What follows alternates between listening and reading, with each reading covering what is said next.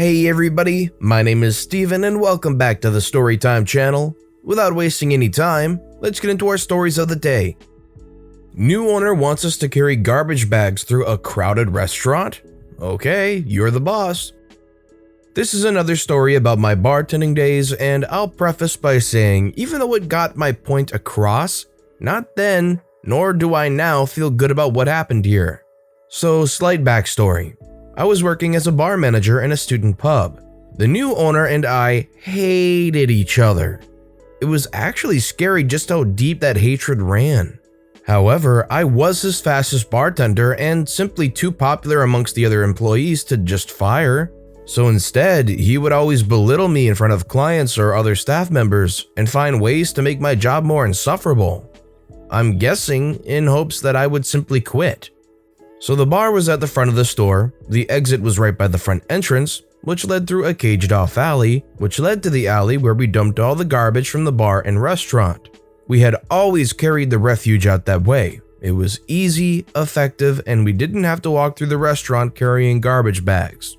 So, obviously, the new owner made the rational decision to start locking that way off and forbidding us from using it. This meant we now had to walk through the restaurant when people were eating, up a mini stairwell and through the kitchen. I don't even know how many health and safety regulations this was violating. I had protested this at several staff meetings, explaining to them that us not being allowed to go that way doubled the trip, which left the bar a man short for double the time. It was also double the time for the bags to tear, considering they were usually filled with heavy and sometimes broken bottles, and mostly, it was just unsanitary walking through the restaurant and kitchen with bags that were usually dripping fluids. So, obviously, he refused and said we will continue doing it his way. Cut forward a few nights later and the place was packed, likely to overcapacity, but for in case it wasn't clear. Safety concerns weren't much of a priority for this rat. I should also point out that the bar only had one garbage bin, which had filled up several beer bottles ago. The other bartenders had been ignoring it because if you're carrying out garbage bags, then you're not serving customers, and if you're not serving customers, you're not making tips. So I decided to take this task upon myself and to venture out of the bar. I felt like Frodo carrying the ring to Mordor. As I mentioned, the bag was already over its recommended weight capacity, so I had to get through this crowd fast, because I could feel it was going to tear quickly. Some of the glass had broken inside the bag too and started cutting into me as I tried carrying the bag from the bottom to keep it from tearing open, all the while fighting my way through a crowd of drunk students. I finally made it to the mini stairwell by the kitchen where the drunk owner and a random drunk girl were sitting on the stairs. The bag was now super close to tearing and my hands were covered in blood from getting cut by the glass. I tried getting this stupid boss's attention, begging him to move so I could get past. The boss ignored me. I'll say that the first time, it was entirely possible that he may not have heard me over the crowd and the loud music. So I tried again. This time he looked straight at me and then continued to ignore me anyway. Cue the malicious compliance as I lifted the bag right over him and the girl, just for it to tear open right above them, drowning them both in dripping bottles of beer and pieces of shattered glass. I felt bad for the girl, she did not deserve this. As for the owner, screw him. The kitchen staff had heard the crash and screams and ran out to clean the mess. I tried helping, but they told me to go back to the bar. A few seconds later, the owner came storming into the bar, screaming at me and asking what possessed me to try and lift a garbage bag over the head of him and a customer. I innocently said that I wouldn't have had to if he had just let us go through the alley. The owner gave me the biggest death glare I had ever gotten, then took the alley key off of his key ring, threw it at me, and stormed out of the bar. So even though I had been forced to cover a girl in glass to get my point across, I still walked out of this battle victorious. So if you're in that moment, full garbage bag with broken glass kind of digging into your skin, probably making you bleed, would you go for it and try and lift it over the boss and the customer? Let me know why or why not you would dare to do that moment in the comments below. We have to list every account number? Okay. This happened today, and my god am I glad it did. Background: I'm a property tax consultant. This is my first tax protesting season, and so far, the biggest lesson I've learned is that government is a pain in the butt. The state of Texas has a state-mandated form that must be turned into the county when a tax agency represents a property owner in that county for protesting. It's detailed and annoying, but most counties are fairly lenient because human error happens a lot when we get clients to sign and label terms and whatnot. Except one county, which so happens to be the biggest county in the area, so it's the most valuable. These guys have been complete pains in our butts from day one. If everything is not perfect, they refuse the entire form. So needless to say, they bring me great joy. One more quick thing. Every property in every county has a specific account number, ranging from 6 to 20 digits depending on the county.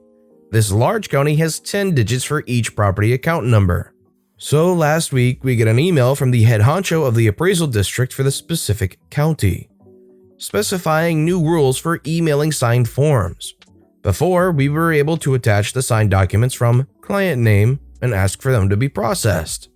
The new rules stated that every file had to be named every account number being sent in, same on the subject line of every email, along with our agency name and ID number. Forms will not be accepted if this is not followed.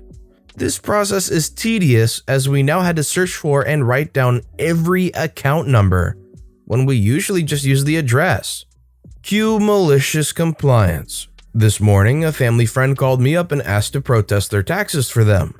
I knew this friend owned some properties in the area, so I asked them to send over their list. I'd create the contacts and forms, and all she would have to do is sign. As it turns out, she owned about 25 properties, 20 of them being in, you guessed it, pain in the butt big county. I immediately saw where this was going and the evil glee was joyous. So I get all the forms set up, she signed them, perfectly I might add, and I go hard with making sure I have every single account number listed out.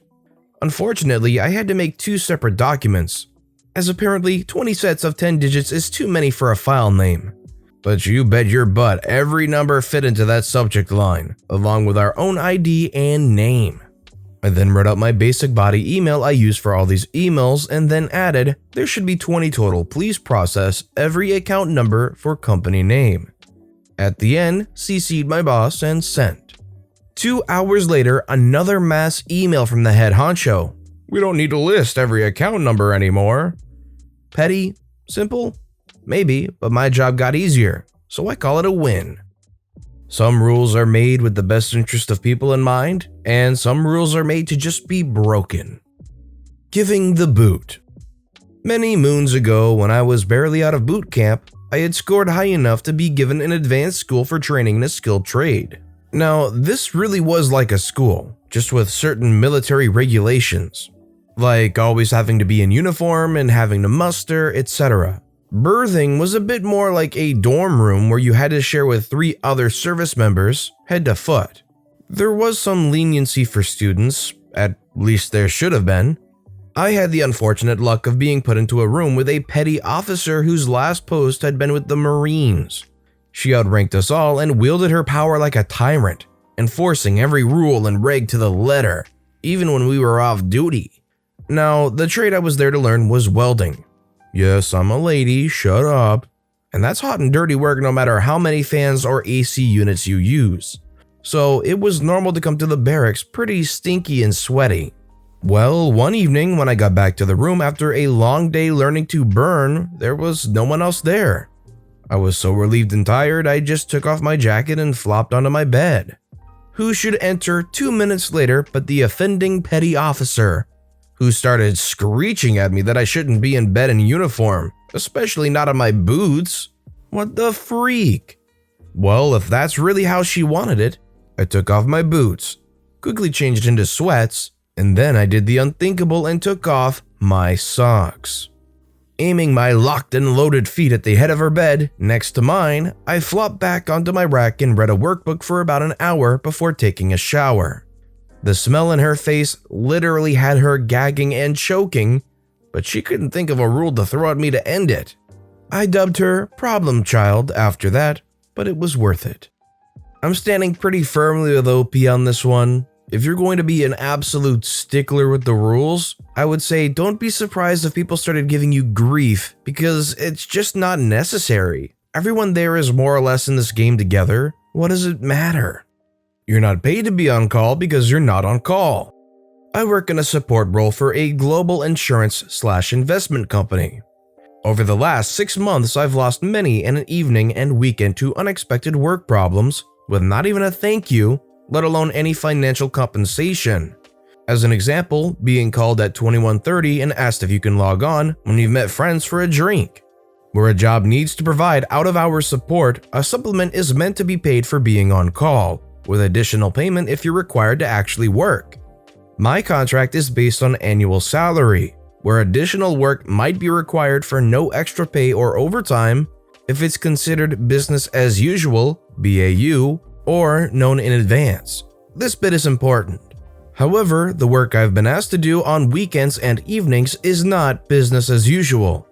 Business as usual assumes processes work. If something goes wrong, someone needs to step in to fix it and it's no longer BAU. Hope that makes sense. A couple of months ago, I had the conversation with my manager about being paid for being on call. I was told the work I was covering actually fell under business as usual, and as I was always given advance notice, I wouldn't be paid for being on call. My manager wouldn't budge on this, so I made it clear I would not be taking my laptop home or be available unless I was given advance notice I might be required to log on, to which my manager agreed. On this glorious day, I received a call from my manager asking me to log on as some critical data was missing from a file, causing significant problems with several admin systems.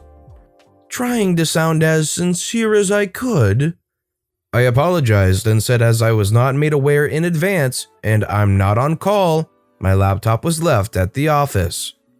This was met by an to which I responded, "Good luck and I'll see you tomorrow." Expecting it to be a poop show in the morning for Muggins here to clean up, but it'll be worth it. Edit 2. So last night after the call to me, my manager rang around and finally got hold of the manager from team I provide support to. Over several hours, between them they figured out that somehow a group in the system had not been run for the day. Controls are in place so this shouldn't be possible. To fix it, they had to run the missed group, validate the movements, and then rerun processes to send the data to the admin systems. After looking into it this morning, this is for Team P to look into how they've managed to done goof on such a scale.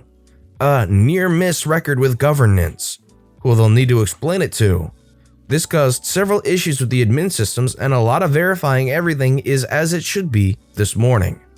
Following this, a group email has been sent around to remind people that laptops should be taken home, as in the event of the building being unavailable or inaccessible, recovery plans are for people to use their laptops to work from home or alternate sites. It seems the manager had trouble contacting someone with a laptop able to log on.